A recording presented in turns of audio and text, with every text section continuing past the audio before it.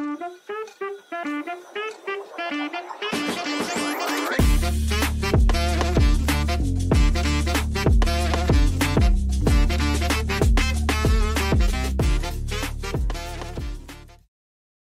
वालेकुम एवरीवन, मैं हूं विशाल शक्कर और मियाँ साहब के साथ आज हम बात करेंगे नारकोटिक्स के ऊपर, क्योंकि हमारे जो व्यूअर्स हैं उन्होंने बहुत ज़्यादा रिक्वेस्ट की है कि मियाँ साहब नारकोटिक्स के ऊपर ही बात करें।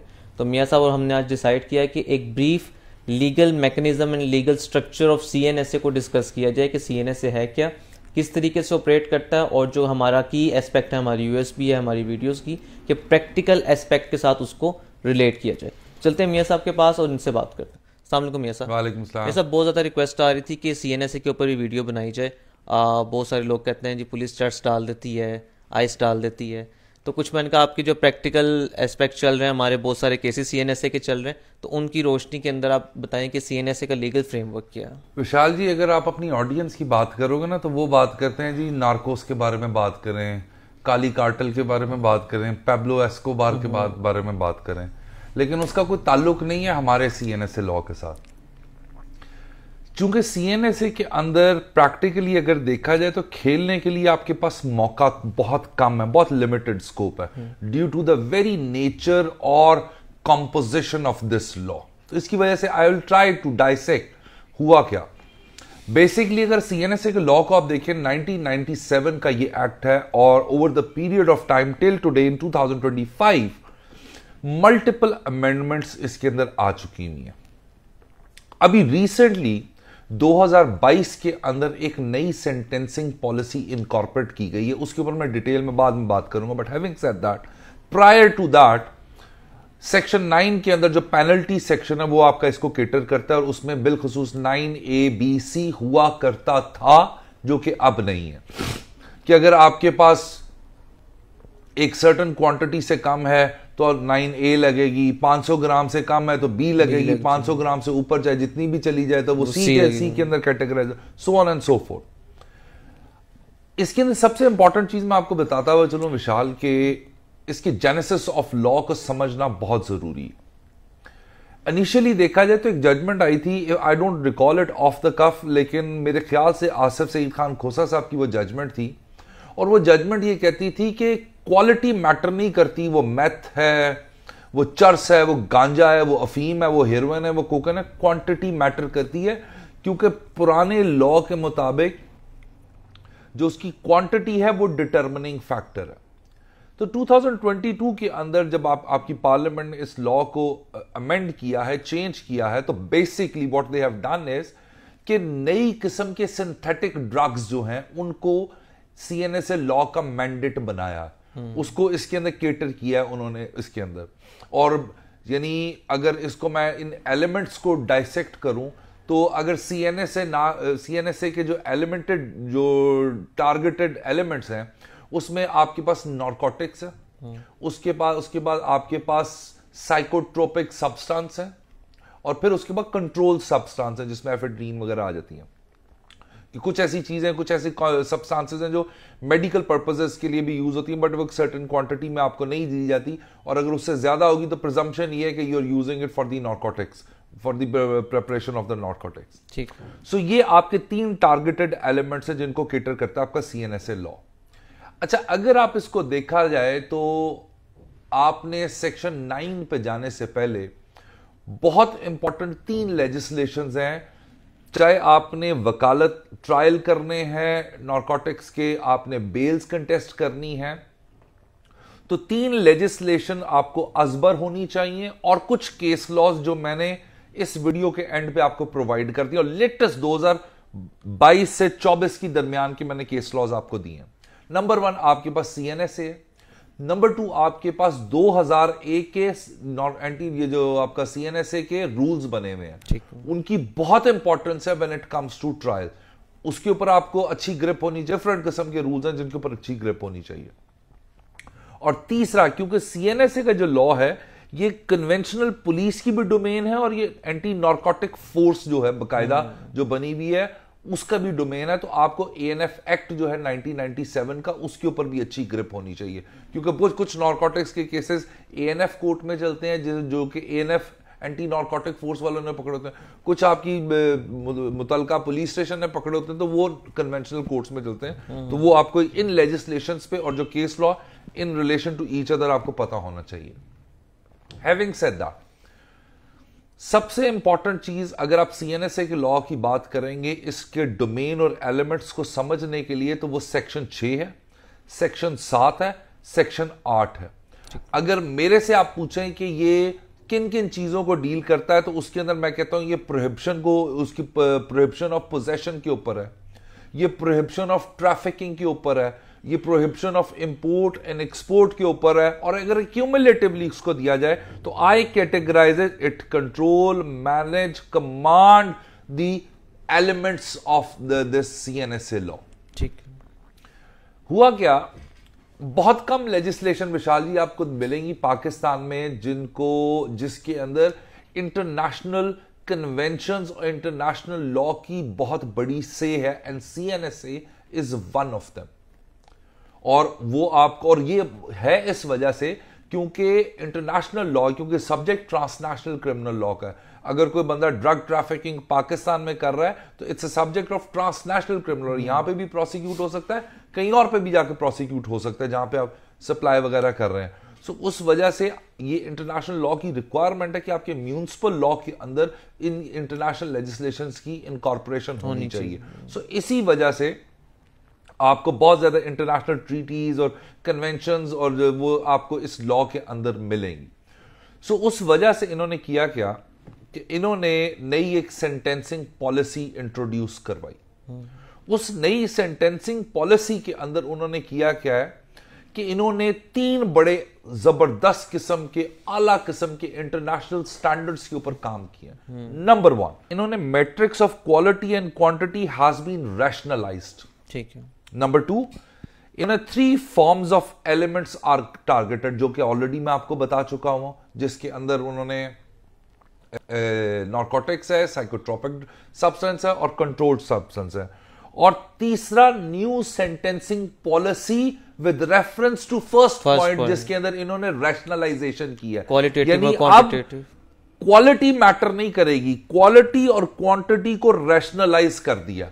पहले 9C की सजा डेथ पेनल्टी थी, अब इस सेंटेंसिंग पॉलिसी को सेक्शन 9 के अंदर आप जब देखते हैं तो इन्होंने 3 ऐसी सब्सटेंसेस, 3 ऐसी क्या कहते हैं उसे, कंट्रोल सब्सटेंसेस, 3 ऐसी नारकोटिक्स की चीजें हैं जिसके लिए इन्होंने सिर्फ डेथ पेनल्टी रखी, और वो भी क्वांटिटी के साथ। फॉर एग्जांपल हेरोइन, कोकेन, मेथेम्फेटामीन जिसको आइस कहा जाता है, इन तीनों के अंदर अगर आपकी 6 किलो, उसके बाद 5 किलो और 4 किलो तक क्वांटिटी है तो उसकी सजा डेथ पेनल्टी है। रेस्ट इन्होंने 25 साल, 14 साल, 20 साल, उसके बाद फाइन इंपोजिशंस मिलियंस ऑफ रुपीस के अंदर इन्होंने किया हुआ। लेकिन अब डेथ जो रखी गई है वो सिर्फ इन्हीं 3 चीजों के लिए रखी गई है, और वो भी 4, 5 और 6 किलो से अगर क्वांटिटी ज्यादा होगी then they can give the death penalty. अच्छा सर, अभी आपने, हम चूंकि प्रैक्टिकल एस्पेक्ट को भी साथ साथ लेके चल रहे हैं, तो अभी आपने जिस तरह बताया कि सेक्शन 9 के अंदर जब अमेंडमेंट कर दी गई तो क्वालिटेटिव और क्वांटिटेटिव को साथ रैशनलाइजेशन कर दी गई। बट जब हम केसेस देखते हैं, हाई कोर्ट में बैठे हैं, केस चल रहे हैं, ऐसा क्यों होता है कि जितने भी ये ड्रग यूजर्स हैं इनके पास कोई ऐसा स्केल है कि 1280 ग्राम निकल आएगी, 1100 निकल आएगी, ये सही तरह मैयर करके नहीं लेके चलते अपने साथ? यार ये देखो ना, पहले ना अगर आप पुरानी जजमेंट्स उठाओ, जो स्केल है ना जिसके ऊपर इन्होंने वेट करना है वो बहुत ज्यादा क्रॉस एग्जामिनेशन के अंदर मटेरियल करता था कि आपने स्केल के ऊपर भी जो है ना वो क्रॉस एग्जामिनेशन किया जाए। विशाल, मैं सबसे एग्जांपल आपको बताता हूं। CNSA is one of those laws कि if you are charge for that offence the positive presumption is you had it. बिल्कुल पॉजिटिव प्रिजम्पशन यही है कि you had it. I am not talking about burden of proof और ये वो। Positive presumption यही कि आपके पास ही। अच्छा, 2022 के बाद से एक नई टेक्निक आई और आपकी जितनी भी जजमेंट्स मैं आपको दूंगा वो तमाम की तमाम जजमेंट्स उन टेक्निक्स के इर्द गिर्द रिवॉल्व अराउंड करती हैं। सिंस आई सेड दैट कि पॉजिटिव प्रिजम्पशन यही है कि उस बंदे के पास ये थी। अब आगे टेक्निकल गेम आ जाती है। टेक्निकल गेम्स क्या है? 2 पॉइंट्स हैं जिनके ऊपर पूरी की पूरी जूरिस्प्रूडेंस रिवॉल्व करती है। एक, safe custody and secure transmission. ठीक है। अगर सेफ कस्टडी और सिक्योर ट्रांसमिशन के दरमियान चेन टूट रही तो पूरा का पूरा केस गिर जाता है। ठीक है। यानी बहुत सारी ऐसी जजमेंट्स मैं आपको दूंगा जिसके अंदर उन्होंने टाइम डेट ऑफ अकरेंस को corroborate किया है उस चीज के साथ कि जब उन्होंने रिकवरी मीमो बनाया और 1 महीने बाद उन्होंने केमिकल एग्जामिनर की रिपोर्ट के लिए भेजा। तो द क्वेश्चन कम्स यानी put by the cross examiner और evaluated by the court of law while appreciating the evidence that where you kept this narcotic substance for that 1 month। अगर आप इसके रूल्स को देखें बिलखसूस 4 और 5 को, तो वो ये कहता है कि आपने 72 घंटे के अंदर हर हाल के अंदर अंदर इसे केमिकल एग्जामिनेशन के लिए भेजना है। अगर एनीथिंग बियॉन्ड दैट तो आपकी चेन ऑफ कस्टडी जो है वो टूट गई सारी की सारी, ट्रांसमिशन भी डाउटफुल हो गई और आपको उसका बेनिफिट दिया जाता है। सो जितनी जूरिस्प्रूडेंस रिवॉल्व अराउंड करती है वो इस तरह। फिर बहुत सारे सिनेरियोज में आपको एक इंटरेस्टिंग चीज बताता हूं। अगर आप देखा जाए तो नारकोटिक्स के लिए जब आपको चार्ज किया जाता है तो जो भी चीजें रिकवरियां होती हैं जिसमें आपके पार्चात हो सकते हैं, आपकी गाड़ी हो सकती है, खास तौर पे गाड़ी को मैं यहां पे लेके आता हूं, ये आपको तब तक नहीं मिलेगी जब तक के स्पुर्दारी तब तक गाड़ी पे नहीं मिलेगी जब तक कि केस डिस्पोज ऑफ ना हो जाए, ट्रायल कंक्लूड ना हो जाए, क्योंकि that is also included property of the. अच्छा, ये है भी ऐसा क्योंकि the law defines it that way, but I found certain judgement जिसके अंदर उन्होंने कहा कि अगर नारकोटिक के केसेस में कैरियर है और उसने रेंट की गाड़ी इस्तेमाल कर ली, यानी मैं कैरियर हूं गॉड फॉरबिड और विशाल साहब की गाड़ी मैं लेके जा रहा हूं, तो अब विशाल इस मुकदमे में मुलजम नहीं है, then you are entitled to apply for the स्पुर्दारी बिकॉज लास्ट ओनर के बेसिस पे। लास्ट ओनर वाली जो चीज है वो स्पुर्दारी की बात है ना, लेकिन नारकोटिक्स के केस में स्पुर्दारी तो हो नहीं सकती क्योंकि वो माल मुकदमे के अंदर आ गई। लेकिन उसके अंदर उन्होंने कहा कि अगर जो ओनर है वो मुलजम नहीं है तो उस सिनेरियो के अंदर आप जो है उससे वो स्पुर्दारी पे दे सकते हैं और उसकी इंटाइटलमेंट है, ठीक है ना। ऑब्वियसली वो जो भी उस स्पुर्दारी का श्योरिटी बॉन्ड वगैरह देना पड़ता है वो देखिए आप उसको दे सकते हैं। इसी तरह कि जब आप जितनी जजमेंट्स उठा के देख लें वो सारी की सारी जजमेंट्स चाहे सुप्रीम कोर्ट की ले लें चाहे हाई कोर्ट की ले लें, और मैंने ज्यादातर सुप्रीम कोर्ट किया, वो 2 एलिमेंट्स के इर्द गिर्द घूमती हैं, दैट इज आपकी सिक्योर ट्रांसमिशन हो गई और आपकी सेफ कस्टडी होगी, और जहां लिंकेज टूटा वहीं पूरा का पूरा केस आपका कोलैप्स कर गया। सर इसके बारे में बताइएगा कि मेरे लिमिटेड एक्सपीरियंस में जितना भी हमने केसेस देखे हैं that relates more specifically to the possession of the narcotic substance rather than selling or usage of it। तो ऐसे ही क्यों होता है कि सिर्फ पकड़ी जाती है कि वो उसके पास मौजूद है?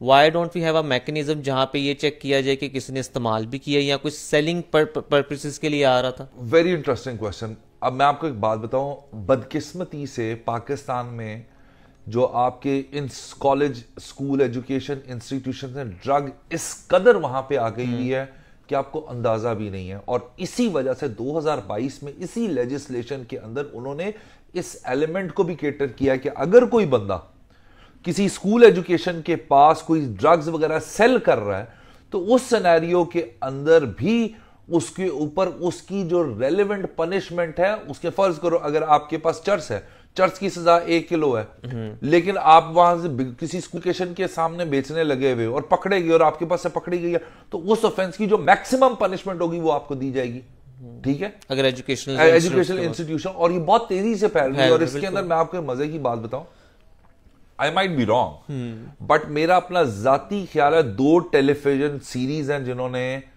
इस चीज को बहुत ज्यादा ट्रिगर किया है स्कूल इंस्टीट्यूशंस के अंदर। हालांकि अगर वो जिन्होंने सीरीज अगर पूरी देखी हो तो उन्हें पता चल जाए कि एंड रिजल्ट क्या होता है। The one is breaking bad and the other one is Narcos.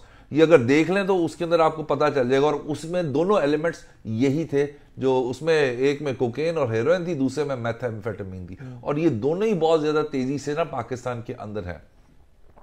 और अगर I don't want to name it but if you google it तो आपको एक कोई फॉर्मर सेनेटर भी पाकिस्तान में मिलेंगे जो one of the biggest leading drug cartels Pakistan के अंदर चलाते हैं, गूगल के अंदर अवेलेबल है। बहुत सारे ऐसे यानी आपको एक सर्टन एरिया से भी लोग मिलेंगे जहां से चर्च की बहुत ज्यादा सप्लाई होती है और उसकी ट्रांसमिशन पूरी दुनिया के अंदर होती है थ्रू स्मगलिंग वगैरह। इसीलिए मैंने कहा ना, ये आपका जो सब्जेक्ट है ट्रांसनेशनल क्रिमिनल लॉ का सब्जेक्ट है, यानी बहुत ज्यादा ट्रांसमिशन भी होती है। और मैं आपको आपस की बात बताऊं, हमारी police, how can I frame it, I agree to this argument कि ये नारकोटिक्स प्लांट भी करते हैं। ये मेरा नेक्स्ट क्वेश्चन था कि मैं इस पे आऊं। प्लांट भी होती है। उसकी सबसे बड़ी एग्जांपल बताता हूं। एक बहुत सीनियर ऑफिशियल थे, एक ट्रेनिंग के दौरान उनसे मुलाकात हुई, तो मैंने कहा सर मुझे एक बात बताएं, चर्च तो चले मुझे समझ आया, मालखाना आपका भरा पड़ा है चर्च से, ठीक है ना, जहां पे चर्च पड़ी हुई है और आप अपने जानने वालों को दे दुला भी देते होंगे। कहते नहीं बिल्कुल भी हम ऐसा काम नहीं करते।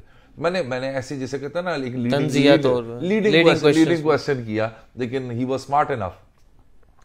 तो मैंने कहा सर मुझे, मेरा एक्सपीरियंस ये कहता है अपनी over the period of practice कि चर्च आप लोग प्लांट कर देते हैं। उसने कहा नहीं, बात पता है क्या, प्लांट की नहीं है।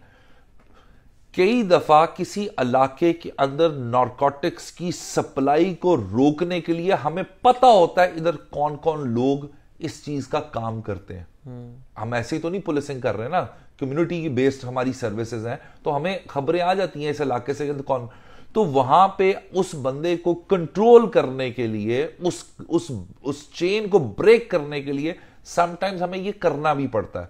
लेकिन अगर आप किसी एक्सपेंसिव ड्रग की बात करें, एक्सपेंसिव नारकोटिक्स की बात करें, तो वो पॉसिबल नहीं है। तो उन्होंने मुझे बताया कि एक केस के अंदर क्या हुआ, कैन यू इमेजिन कि हमने एक बंदे से 10 किलो चर्च पकड़ी है और उससे जो वटक मनी, यहां पे बहुत आपकी ऑडियंस के लिए वटक मनी क्या होती है, बेसिकली वटक मनी ये होती है कि जब आप बेच रहे होते हैं उससे जो पैसा आप लेते हैं उसे वटक बोलते हैं।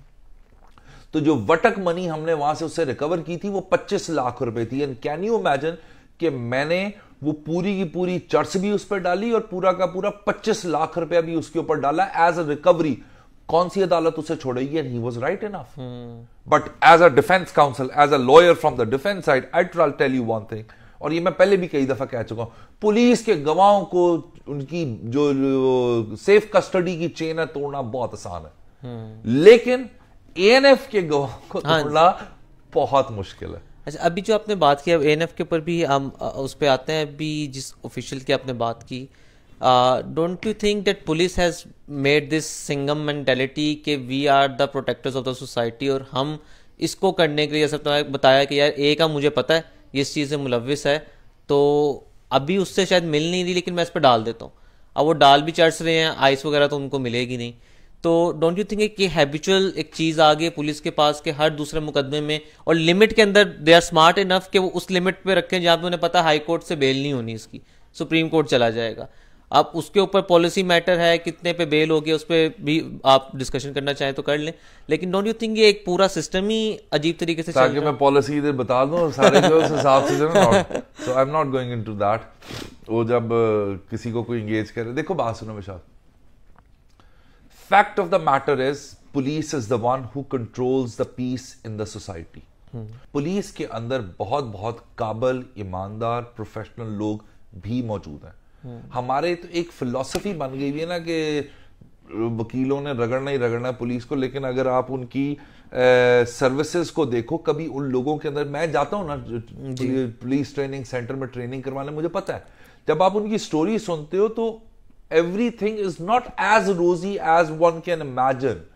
यानी जो आप उनको, they have to face a lot. But having said that, मैंने जैसे आपको कहा, for sake of argument, मैं इस इलाके का एक ड्रग डीलर हूं।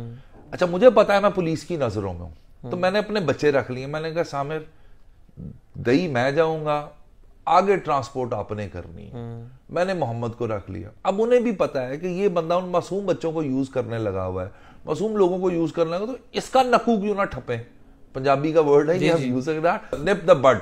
सो वो उसको क्यों ना वो, तो इस वजह से वो ये करते हैं to break the linkages between this network. So इस वजह से आप बेल स्टेज की बात करते हैं, और उसके अंदर एक सेट स्टैंडर्ड्स है, उसके मुताबिक ही ऑपरेट करना है। बट ऐसे सर्कमस्टांसेस भी मौजूद हैं जिसके अंदर जजेस ने, चाहे वो हाई कोर्ट की, फॉर एग्जांपल मैं हाइपोथेटिकली एग्जांपल बताता हूं, एक उनकी लिमिट है जी, उन्होंने 1000 ग्राम से ऊपर नहीं देनी, हाइपोथेटिकली बात कर रहा हूं, आई am not coating the exact figure, लेकिन 1000 ग्राम से ऊपर नहीं देनी। मैंने हाई कोर्ट में 4-4, 5-5 किलो की भी होती नहीं, क्योंकि केस में डिस्क्रिपेंसी थी, और वो डिस्क्रिपेंसी ये थी कि जो पर्टिकुलर आईयू है जिसने मेरे खिलाफ, एसएचओ है जिसने मेरे खिलाफ ये एफआईआर काटी है, मेरी उसकी लिटिगेशन चलने लगी हुई है, और उसने कुछ ऐसी मिसयूज और अब्यूज ऑफ अथॉरिटी की है जिसका एक रिकॉर्ड अवेलेबल है, मैंने करवाई है इसके ऊपर। फिर बहुत सारे सर्कमस्टांसेस में कहा जाता है कि सर्टन साइकोट्रोपिक ड्रग या सर्टन कंट्रोल सब्सटेंस या कंट्रोल नारकोटिक्स है, या हाईकोर्ट नहीं लेती, हमने करवाई है because we had material to support the argument. Problem ये है, और ये मेरा बड़ा हम्बल सा ऑब्जर्वेशन है, और I also come to this observation many a time, कि आप रोस्टर पे गए और आपने क्वांटिटी कोट की है, क्योंकि बात वहीं आ जाती है पॉजिटिव प्रिजम्पशन की कि, और फिर इसके साथ साथ एक बंदा है जिसपे 600 पर नॉट 600 20 पर्चे हैं, 30 पर्चे हैं, सो उस वक्त भी एक इंपैक्ट जज के पास, क्योंकि ये एक ऐसा ऑफेंस है जिसका सोशल इंपैक्ट बहुत ज्यादा है, बहुत ज्यादा। यानी मैंने नस्लों को ख्वार और बर्बाद होते हुए देखा है, जिनके खानदान में से कोई भी बंदा ड्रग के अंदर आ जाता है। अब तो फैशन बन गया हुआ है, लाइन खींची और सेट काम पे जा रहे हैं, और से फर्स्ट क्लास बैठ के चर्च बनाने लगे हैं, there is no problem, heroin कर रहे हैं, no problem, but with the passage of time you see कि उसका नुकसान कितना ज्यादा होता है। और जब आप डेंजरस सब्सटेंसेस पे आ जाते हैं, which includes meth, ice, cocaine, heroin, so on and so forth, तो इसके कॉन्सिक्वेंसेस ये होते हैं कि फिर उसके बाद कि जो ड्रग एडिक्ट होता है, he start selling his own, you know, घर से चोरियां करके, लोगों की चोरियां करके, then you are vulnerable to expose कि जी मैंने कुछ भी जाके पैसे कमाने जाके मैंने अपनी खरीदनी है। सो दैट्स व्हाई इसके ऊपर अदालतें बहुत सख्त हैं। एक लीडिंग जजमेंट अभी आई थी 2023 के अंदर, आई रेकन काजी फाइजीसा साहब वाली, I don't remember the name, मैं लास्ट में लगा दूंगा, जिसके अंदर वो उन्होंने कहा कि हर कैमराज अवेलेबल होते हैं, तो आपने जब रिकवरी करनी है, जब इनको पकड़ना है, तो उस वक्त आप उनकी वीडियो फुटेज होनी चाहिए, और ये वो सारा कुछ। और उस जजमेंट को क्वांटिटी भी बहुत ऊपर ले गए थे, और उसके बाद उस जजमेंट को लाहौर हाई कोर्ट से मैंने उसका फायदा उठाया, जस्टिस तारिक सलीम शेख साहब की ने उसको फॉलो किया, फिर उसके बाद justice I think Asad Javed Gural साहब ने को फॉलो किया, और फिर बहुत सारे ऐसे सर्कमस्टांसेस हुए कि कम क्वांटिटी थी, उस क्वांटिटी से कम थी, लेकिन उन्होंने उसमें ग्रांट नहीं की, लेकिन बंदे को एक कन्विक्शन हुई हुई है, बंदा अभी 2 महीने से सिर्फ अंदर था, सो on and so fourth. Narcotics के लॉ के अंदर आपके पास जो बाय लॉ खेलने का मैकेनिज्म अवेलेबल है, या आप कोई प्रीवियस एनमिटी लिटिगेशन का एलिमेंट लेके आएंगे, या आप जो आपकी सेफ कस्टडी और ट्रांसमिशन और प्रोटेक्टेड रिकवरीज, और उसके बाद उसकी केमिकल एग्जामिनर की पॉजिटिव रिपोर्ट, क्योंकि देखो जब मैंने कहा ना पॉजिटिव प्रिजम्पशन, फिर प्रोसिक्यूशन ने करना क्या, प्रोसिक्यूशन ने चूंकि पॉजिटिव प्रिजम्पशन अटैच है, केमिकल एग्जामिनर की रिपोर्ट, ये आपके सामने मैं एज ए सैंपल लगा भी देता हूं, केमिकल एग्जामिनर की report with the recovery witnesses को corroborate करके अपनी सबमिशन देनी होती है, कन्विक्शन पक्की होती है। That's how it operates. Sir अभी आपने बताया कि प्रोसिक्यूशन का काम बर्डन बहुत कम है when it comes to narcotics वाली चीज़, अगर सेफ कस्टडी, ट्रांसमिशन और केमिकल एग्जामिनर रिपोर्ट आ जाए, देन हाउ कम कि despite the fact that it's a trite law कि पुलिस ऑफिशियल्स जो हैं वो नारकोटिक्स के केसेस में आर इक्वली गुड विटनेसेस, ठीक है, उसके बावजूद सीएनएसए का जो कन्विक्शन रेट है वो बहुत कम है कंपैरेटिव टू एएनएफ। मैं आपको ना एक एग्जांपल देता हूं, और आपको ना और ये मैं एक्चुअल, मेरे क्लास फेलो है, he is a senior police officer, उसने मुझे अप्रोच किया, उसने कहा कि यार आपसे एक बात करनी है। मैंने कहा जी बताएं। तो उसने कहा कि यार मैं एक प्रॉब्लम इनकाउंटर कर रहा हूं, इसके ऊपर मुझे गाइड करो। मैंने कहा जी क्या? उन्होंने कहा एक तहसील के एक ऑफिसर हैं जिनका किसी काम को, और मैं जान के बड़े केयरफुली कॉन्शियसली कंसील कर रहा हूं आइडेंटिटीज को और डेजिग्नेशंस को। उनका काम है, हमारे साथ बहुत उनका ताल्लुक बनता है। तो जब हमारे बंदों ने नारकोटिक्स पकड़ी है तो हमारी पुलिस के एक बंदे के साथ उसने मिलके कहा है कि सैंपल चेंज कर दो, ठीक है, उसके तुम्हें सर्टेन अमाउंट ऑफ पैसे मिलेंगे, और ये सैंपल जब चेंज कर दो उसमें मट्टी इतनी ऐड कर दो और डिफरेंट चीजें ऐड कर दो कि कल को जब केमिकल एग्जामिनर की रिपोर्ट आएगी तो वो उसके अंदर क्वांटिटी जो FIR में लिखी हुई है उससे कम है। तो I want to approach a certain authority कि जी आप इस बंदे को कंट्रोल करें। सो मैंने आपको यही बात की है कि जो इसके अंदर बहुत सारी मैल प्रैक्टिसेस और बैड प्रैक्टिसेस मौजूद हैं, ठीक है। अब यहां पे जो सारी की सारी गेम होती है, अब यानी अगर नारकोटिक्स की प्रैक्टिस करने वालों को देखें, एक सर्टन सेट ऑफ लॉयर्स है जो प्रैक्टिस करते हैं and they are in good connection with the police authorities as well. So वो जो गेम होनी है ना सारी की सारी, मेरी इनकॉम्पिटेंट अंडरस्टैंडिंग के मुताबिक वो सैंपल चेंजिंग के ऊपर, क्योंकि once the sample gone to chemical examiner ना, उसके बाद उसके अंदर कुछ नहीं हो सकता। वो वही रिपोर्ट आनी है जो टेस्ट डिफाइन किए गए इन 2001 के रूल्स के मुताबिक। इसमें आई गेस हमें अप्रिशिएट करना चाहिए PFSA को भी, कि उनकी क्रेडिबिलिटी इतनी स्ट्रांग है दैट इवन लॉयर्स एंड जजेस नोस कि यहाँ पे कुछ मैनेज नहीं होगा। विशाल जी सिंध के यहाँ पे आते हैं, बलोचिस्तान से इधर आते हैं, इस्लामाबाद से आते हैं। PFSA वाज जो प्रीवियस मेरे ख्याल से आई रेकन शहबाज शरीफ साहब की जब प्रोविंशियल गवर्नमेंट थी उन्होंने ये सेटअप की थी PFSA, और जर्मन्स ने बहुत फैसिलिटेट, डोनर एजेंसीज ने बहुत फैसिलिटेट किया। वन ऑफ द जिसे कहते हैं वर्ल्ड क्लास स्टैंडर्ड है जो आपका PFSA का है, और वहां पे कोडिंग सिस्टम है। ये नहीं हो सकता कि अली ने जाके सैंपल दिया है और अली को पता है कि कौन कौन सा टेस्ट अप्लाई होगा। इसके ऊपर बल्कि इंटरेस्टिंग आपको एक जजमेंट मैं दे दूंगा इनके ऊपर।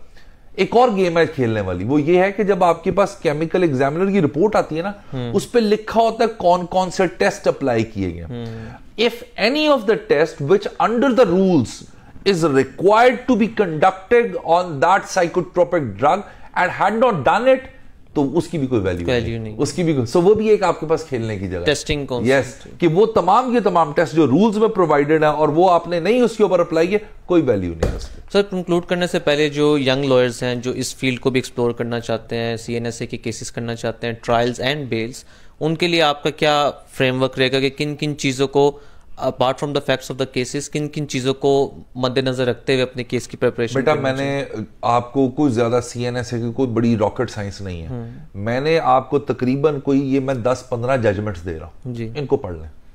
इनको आपने पढ़ लिया, आपकी जरा भी तैयार होगी, आपके बेल के आर्ग्यूमेंट्स भी तैयार हो गए, आपको लॉ भी समझ आ गया और आपको ये भी समझ आ गया ये कैसे ऑपरेट करता है। And majority of the judgments are the supreme court of Pakistan and Lahore high court. Thank you so much sir. Thank you so much viewers. आज हमने बात की है CNSA के ऊपर, इसके ऊपर एक फॉलोअप वीडियो भी करेंगे प्रैक्टिकल एस्पेक्ट को साथ लेकर, उसके अंदर एक बहुत इंटरेस्टिंग एस्पेक्ट हम ATC का भी साथ जोड़ेंगे। तो मियां साहब के साथ इस बारे में कन्वर्सेशन कंटिन्यू रहेगी। In the meanwhile CNSA से रिलेटेड आपका कोई भी क्वेश्चन हो, please feel free to drop down in the comment box. तब तक मुझे दीजिए इजाज़त। अल्लाह हाफिज़।